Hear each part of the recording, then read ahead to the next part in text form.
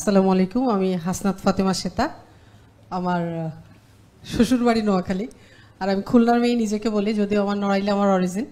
আমার বাবা মা চাকরি সুবাদে খুলনায় ছিলেন জন্য আমরা 4 ভাই বোনই আমরা খুলনাতেই আমাদের জন্ম বড় হওয়া। এটা আমার যেটা ছিল যে আমি নিজেকে ছোটবেলা থেকেই অ্যাক্টিভ মনে করি, কাজকর্মের মধ্যেই থাকি। আমি আইডিয়ালটা আমার সময় নষ্ট করতে পারি না কখনো। তো ছোটোবেলায় একটা টাইম পর্যন্ত নিজের সাথে কম্পিটিশন ছিল, গোটা জীবনই তাই ছিল। তা আমার লেখাপড়া শেষ করে চাকরিও করছি আমি অনেক দিন। করার পরে যেটা হলো যে আমি একটা সময় কাজ যখন করতাম তখন আমার কাজটা ছিল 24/7।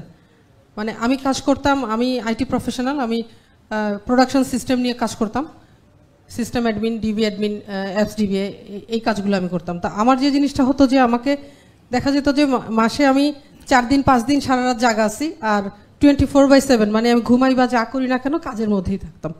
তা এনিওয়ে আমি যখন চাকরি ছেড়ে আমার নিজের বিজনেস শুরু করলাম, তখন দেখলাম যে আমার আরও কাজ করা দরকার, কিন্তু আমি আর কাজ করতে পারতেছি না। আমার সিকনেস লেভেলটা এত খারাপ হয়ে গেল যে আমি কি বলবো, আমি হয়তো একদিন কাজ করি 7 দিন অসুস্থ থাকি, একবেলা কাজ করি 2 বেলা অসুস্থ থাকি, কোনো একটা ট্রেনিং শুরু করি, ট্রেনিং শেষ করতে পারি না, কোনো একটা লেখাপড়া শুরু করি, কাজ শুরু করি, কোনো একটা প্রজেক্ট শুরু করি, কিছুই শেষ করতে পারি না। শেষের দিকে এমন হলো যে বাসায় সবাই অসুস্থ, সবাই হয়তো 5 দিনে সুস্থ হয়ে গেছে, আমি 2 মাসেও সুস্থ হতে পারি না। আর একটা পর্যায়ে এসে দেখা গেল যে আমার সারা শরীরে এত ব্যথা, মানে একে তো আমার কোনো রোগ প্রতিরোধ ক্ষমতাই ছিল না, তারপরে আমার সারা শরীরে এত ব্যথা যে আমি মানে এটা মিলাইতে পারতাম না। আমার মানে পায়ের নিচে থেকে ব্যথা শুরু ছিল, যে আমি হাঁটতে পারতাম না, একেবারে সেই ফোমের স্যান্ডেল দিয়ে আমাকে হাঁটতে হতো। প্রচণ্ড কষ্ট ছিল শরীরে। এবং শেষের দিকে আমার যেটা মনে হচ্ছিল যে আমি ভাবতেছিলাম যে আমাকে দিয়ে আর কিছু হবে না, এবার আমি শেষ, আমাকে কি করতে হবে, আমাকে এখন শুধু মৃত্যুর জন্য অপেক্ষা করতে হবে, কারণ কোনো ওষুধে আমার ধরতো না আসলে। আমার শাশুড়ি আমাকে শেষে বললো যে সেটা তুমি কোন ডাক্তার দেখো, আমি ট্রাস্ট করি না, তুমি অ্যাপোলোতে যাও।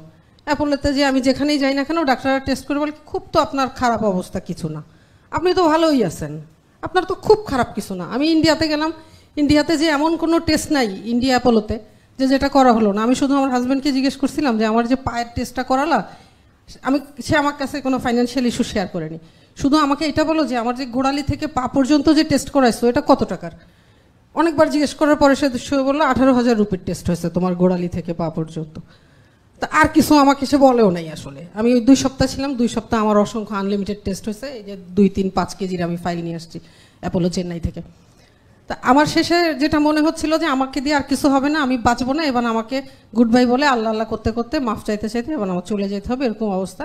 সেই সময় যেটা হলো যে আমি সারাক্ষণই আসলে আমি মানে সারেন্ডার করছিলাম যে আল্লাহর কাছে মাফ চাইতে, আমার আল্লাহকে বলতাম আল্লাহ আমাকে তুমি সুস্থতা দাও, আমি কিছু কাজ করতে চাই। আমার প্রত্যেকটা মানুষের একটা স্ট্রিম গোল থাকে লাইফে, আমার একটা অনেক বড় স্বপ্ন আছে, আমি কাজ করতে চাই, আমি একটা লেভেল পর্যন্ত আমি কাজ করে যেতে চাই। তো যাই হোক, স্যারের কথা তো জানি, স্যার যখন প্রথম থেকে অনলাইনে আছে তখন থেকে আসলে স্যারের নাম জানি, কথা জানি, স্যারের ভিডিও দেখি, কিন্তু সেইভাবে কনসেন্ট্রেট কখনোই করা হয়নি আমার।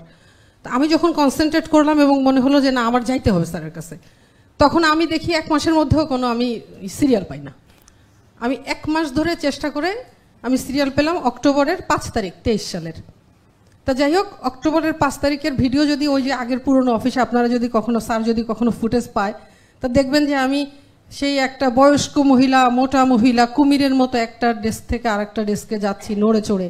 আজকে যে আমি কথা বলতেছি এই মানুষটার সাথে আপনারা মিলাইতে পারবেন না।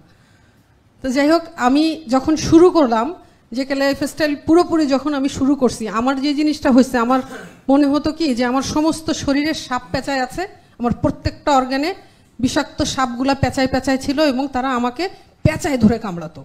আমি যদি আমার সিকনেসটাকে ডেসক্রাইব করি এর চেয়ে সহজভাবে আর কিছু করা যাবে না, যে এত অসুস্থতা ছিল আমার, এত কষ্ট ছিল। তারপরে আমার সারা জীবন ধরে আমার মাইগ্রেন ছিল, মাইগ্রেন আমি মানে সপ্তাহে 3 বার তো অ্যাটাক হতোই। আমার সব জায়গায় মাইগ্রেনের ওষুধ ছিল, আমার ভ্যানিটি ব্যাগে থাকতো, আমার ল্যাপটপের ব্যাগে থাকতো, আমার অফিসের ডেস্কে থাকতো, আমার বিছানায় থাকতো, মাথার কাছে থাকতো। ওই ঝান্ডুবা আমার মাইগ্রেনের ওষুধ নিয়ে আমার জীবন গেছে। আর হচ্ছে কোল্ড অ্যালার্জি, যেটা প্রচণ্ড কষ্ট পাইছি আমি আমার গোটা লাইফের শীতকালগুলোতে, আমি কখনো কাজ করতে পারি নাই, আমি এই কোল্ড অ্যালার্জির সাথে ফাইট চলতো। এই 2টার বাইরে আবার যখন আমি খুব সিক হলাম, আমার আবার স্কিন ডিজিজ শুরু হলো। মানে অন্তত 6 টাইপের অয়েন্টমেন্ট আমি ইউজ করছি আমার স্কিন ডিজিজে। আমি কোনো কিছুতে আমার কোনো ইমপ্রুভ হয় না, একটা ওষুধ চেঞ্জ করি আরও বাড়ে, আর একটা ওষুধ চেঞ্জ করি আরও বাড়ে, পরে আমি ভাবলাম যে আমার প্লাস্টিক সার্জন ডাক্তার ফ্রেন্ডের কাছে যাইতে হবে, আমার বোধহয় কাটিকুটি স্কিন কিছু বাদ দিবে, এরকম অবস্থা হয়েছিল। তো যাই হোক, আমি যেটা বলতে চাচ্ছি যে আমি যখন শুরু করলাম 5 অক্টোবর থেকে, ঠিক 5 অক্টোবর থেকে না, 4 অক্টোবর রাত থেকে যখন আমি শুরু করলাম, ইনস্ট্রাকশন ছিল যে রাত 8টার পরে যেন আর কিছু না খাই। তো ওই দিন থেকে যখন শুরু করলাম, আমার আসলে প্রত্যেকটা দিন আমার এরকম ফিল হতো এরকম যে আমার একটা সাপ আমাকে আর কামড়াতে পারতেছে না, আমার শরীরে থাকতেও পারতেছে না, যেহেতু সাপগুলো খাবার পাচ্ছে না, সেটা আমাকে কামড়ায় আমার কাছ থেকে, আমার শরীর থেকে খানা খায়। একটা সাপ আমাকে ছেড়ে ছেড়ে চলে যাচ্ছে। আমি প্রত্যেক দিন ডে বাই ডে আমি আমি বেটার ফিল করছি ডে বাই ডে। এবং এই ভালো লাগাটা শুরু হয়েছে কতদিন, আমি প্রথম দিন যখন হাঁটতে গেছি, আমি হাঁটবো কিভাবে? আমার হাজব্যান্ড আমাকে বললো যে সেটা হাঁটতে হবে না, তুমি গড়ায় গড়ায় যাও, কিন্তু তুমি যেটা প্ল্যান করছো যে তুমি একটা সার্টেন ডিস্টেন্স তুমি হাঁটবা, তুমি হাঁটো। আমি পানির বোতল নিছি বড় একটা নিয়ে, আমি আমার বাসা হচ্ছে বসুন্ধরা আই ব্লক 6 নম্বর রোডে থাকি, সেখান থেকে ওই পর্যন্ত গেছি আমি, 100 ফিটের যে গেটটা, আপনারা যদি ওই এলাকাটা কেউ চিনেন, ওই পর্যন্ত। এখন ওখানে যাইতে আমার 15-16 মিনিট লাগে, 20 মিনিট লাগে। ওখান থেকে ওইটুকু আমি যাইতে আমার 1.5 ঘন্টা, আসতে 1.5 ঘন্টা। কিন্তু আমাকে আমার হাজব্যান্ড যেটা বলছে যে তুমি এটা গিভ আপ করবা না, তুমি পানির বোতল নিয়ে যাও, কারণ ওখানে পুরোটুক জায়গায় বসা যায়, তোমার যতবার লাগে ততবার বসবা, একটু পানি খাবা, আবার হাঁটবা। এখন আমি আর পানি টানি না নিয়েই হাঁটি। এবার ইনশাল্লাহ আমি ম্যারাথনে অ্যাটেন্ড করার জন্য নিয়ত করছি। এক মাসের মধ্যে আমার মনে হয়েছে যে আমার শরীরের সবগুলো সাপ নেমে গেছে। এবং আমার যেটা মনে হতো যে আমি আসলে মানসিকভাবে খুব বেশি ম্যাচিওর না।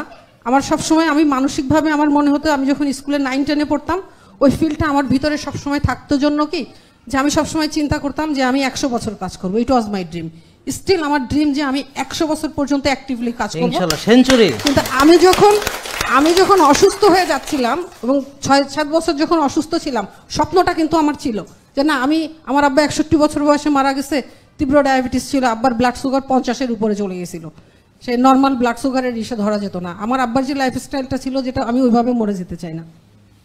আমার আম্মা আল্লাহর রহমতে এখনো ভালো আছেন। আম্মা এখন আমার কথা শোনে, স্যারের ভিডিও আম্মা দেখেন। আম্মাকে নিয়ে আসবো ইনশাল্লাহ। তা আমার মনে হয়েছে জাস্ট একটা মাসের মধ্যে সব সাপ নেমে গেছে এবং আমার মনে হয়েছে যে আমি আবার নতুন করে আমার জন্ম হয়েছে। আমার আগে যে জন্মটা হয়েছিল সেটা আমি আসলে ভুলে গেছি এবং নতুন আমার লাইফ শুরু হয়েছে, নতুন আমার সংসার শুরু হয়েছে, নতুন আমার কাজ শুরু হয়েছে। আমি আগে চাকরি করতাম, আমার একটা বিজনেস আছে, সেটা স্লিপিং মোডে ছিল।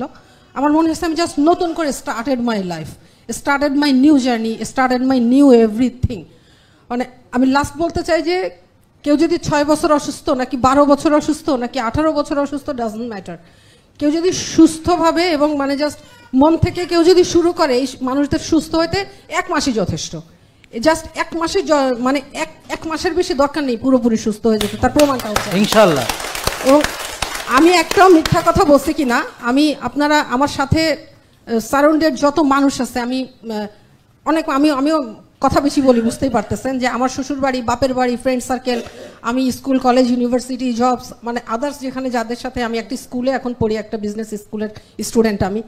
তা এই কথাগুলো যে কি পরিমাণ সত্যি, সেটা আমার পরিচিত কারোর কাছে জানলেই বুঝবেন যে এটা কিছুই না। যে যতই অসুস্থ আছে না কেন, আমি মনে করি যে মাথায় এটা নেওয়ারই দরকার নেই। যখন শুরু করবেন, যে লাইফস্টাইল শুরু করলেন, 1 মাসের মধ্যে আপনি দৌড়াবেন ইনশাল্লাহ। আমার জন্য দোয়া করবেন, আল্লাহ আমাদের সবাইকে সুস্বাস্থ্য এবং দীর্ঘায়ু দান করুক। এবং আমি সারাক্ষণই স্যারের জন্য দোয়া করি।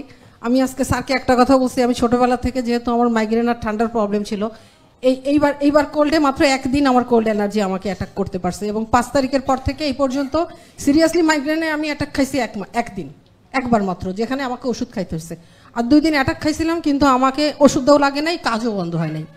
যারা মাইগ্রেনের কেউ যদি পেশেন্ট থাকেন, জানেন যে ব্যথা শুরু হলে আসলে কিছু করা যায় না। তা আমি স্যারের জন্য সবসময় দোয়া করি এবং আমি মনে করি আমাদের দেশের জন্য আসলে স্যার হচ্ছে আল্লাহর একটা রহমত, দেবদূত। আমি স্যারকে মনে করি। আপনারা সবাই স্যারের জন্য দোয়া করবেন। আপনারা ভালো থাকবেন সবাইকে অনেক ধন্যবাদ আমার কথা শোনার জন্য। থ্যাংক ইউ, অনেক ধন্যবাদ।